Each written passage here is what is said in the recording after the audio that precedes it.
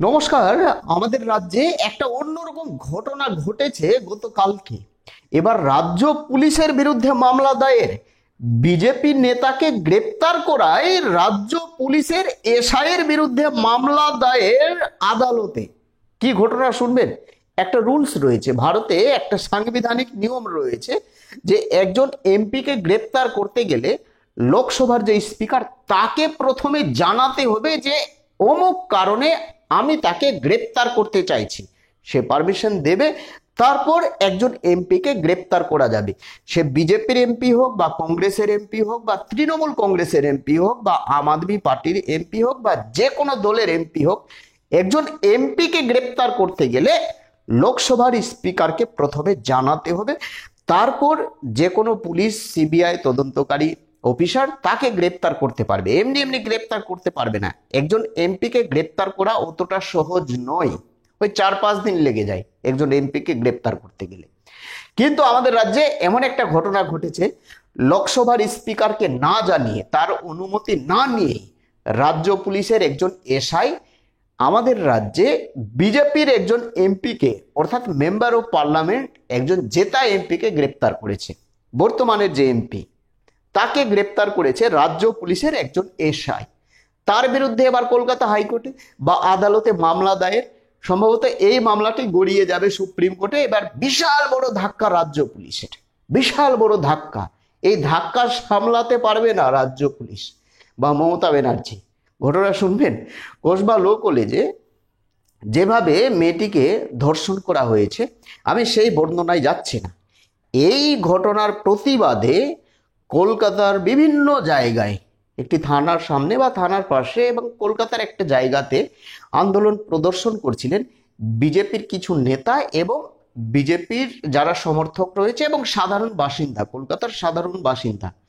বিজেপির নেতা কে ছিলেন জানেন? আপনারা প্রত্যেকেই জানেন। বিজেপির নেতা ছিলেন সুকান্ত মজুমদার। সুকান্ত মজুমদার তথা বিজেপির এমপি, মেম্বার অফ পার্লামেন্ট, এই যে প্রতিবাদ করেছে রাস্তার ওপর দাঁড়িয়ে বা রাস্তায়, তাকে গ্রেপ্তার করেছে এসআই। থানার এসআই তাকে গ্রেপ্তার করেছে। গ্রেপ্তার করার পর সারা রাত তাকে রেখেছে, থানাতে রেখেছে এবং ভোর রাত্রে তাকে বলা হয় যে আপনি সই করুন, আপনাকে ছাড়া হবে, অর্থাৎ বেল। সই করে আপনি তারপরে যেতে পারবেন। তিনি জানিয়েছেন যে আমি কেন গ্রেপ্তার হলাম, আমি এখানেই থাকতে চাইছি, আমি সই টই করবো না, আমি এখানেই থাকতে চাইছি, বেলের আমার কোনো প্রয়োজন নেই, আমাকে সরাসরি আদালতে তোলা হোক। কেন আমি গ্রেপ্তার হলাম, আমি আদালত থেকে বেল নিব। এসআই ভয় পেয়ে গেছে, কারণ একজন এমপিকে গ্রেপ্তার করতে গেলে লোকসভার স্পিকারের প্রয়োজন হয়, এসআই জানে ভালোভাবে। এবং যদি এই মামলাটি আদালতে যায় তাহলে তার চাকরির ওপর একটা লাল কালি বলে না, যাই হোক, লাল কালি কালো কালি আমাদের রাজ্যে এইসব চলে না ভাই। সুপ্রিম যেটা বলবে, সুপ্রিমো নেত্রী যেটা বলবে সেটাই হবে। তো এই বিষয়টা গড়িয়ে এবার যাচ্ছে আদালতে। তিনি বলছেন যে না, আমি সই টই কিছুই করবো না, আমি এখানেই থাকবো, আমাকে আদালতে তোলা হোক। কিন্তু এসআই বলে কি, ঠিক আছে, আপনার সইয়ের কোনো প্রয়োজন নয়, আপনি এবার যেতে পারেন, আপনাকে ছাড়া হচ্ছে। যাই হোক, সারা রাত তাকে আটকে রাখা হয়েছিল। তরুণজ্যোতি তেওয়ারি যায় এবং এসআইয়ের সঙ্গে কথা বলার চেষ্টা করে। এসআই কিন্তু কোনো প্রত্যুত্তর দেয়নি। বিভিন্ন প্রশ্ন করেছিলেন তরুণজ্যোতি তেওয়ারি যে আপনি লোকসভার স্পিকারের বা তাকে না জানিয়ে, তার অনুমতি না নিয়ে কিভাবে আপনি গ্রেপ্তার করেছেন। কোনো সদুত্তর বা কোনো প্রত্যুত্তর দেয়নি সেই এসআই। এবার তরুণজ্যোতি তেওয়ারি এবং বিজেপির যেটা লিগ্যাল সেল রয়েছে, যে সমস্ত আইনজীবী রয়েছে, তরুণজ্যোতি তেওয়ারি আরও যারা রয়েছে এবং সুপ্রিম কোর্টের বিভিন্ন আইনজীবী যারা রয়েছে, তারা কিন্তু এই এসআইয়ের বিরুদ্ধে আদালতে মামলা দায়ের করতে চলেছে যে একজন এমপিকে এইভাবে গ্রেপ্তার করা যায়।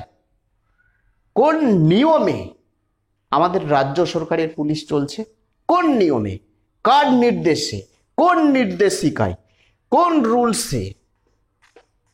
এবার সরব হয়েছে এসআইয়ের বিরুদ্ধে বঙ্গ বিজেপি লিগ্যাল সেলের যত আইনজীবী রয়েছে, তারা একত্রিত হয়ে এবার সেই এসআইয়ের বিরুদ্ধে আদালতে মামলা দায়ের করতে চলেছে। বোঝো ঠেলা, এই মামলাটি 100% সুপ্রিম কোর্টে যাবে এবং সুপ্রিম কোর্টে মুখ পুড়বে সেই এসআইয়ের। মাথায় রাখবেন, সেই এসআইয়ের মুখ পুড়বে। যাই হোক, এবার এই প্রথমবার দেখলাম আমি যে রাজ্য পুলিশের বিরুদ্ধে বঙ্গ বিজেপির লিগ্যাল সেলের একজন ইয়াং নেতা তরুণজ্যোতি তিওয়ারি কলকাতা আদালতে বা যে সুপ্রিম কোর্টে, এই মামলাটি সুপ্রিম কোর্টে যাবে, সেই জন্য আমি আদালত বলছি, আদালতে মামলা দায়ের করতে চলেছে।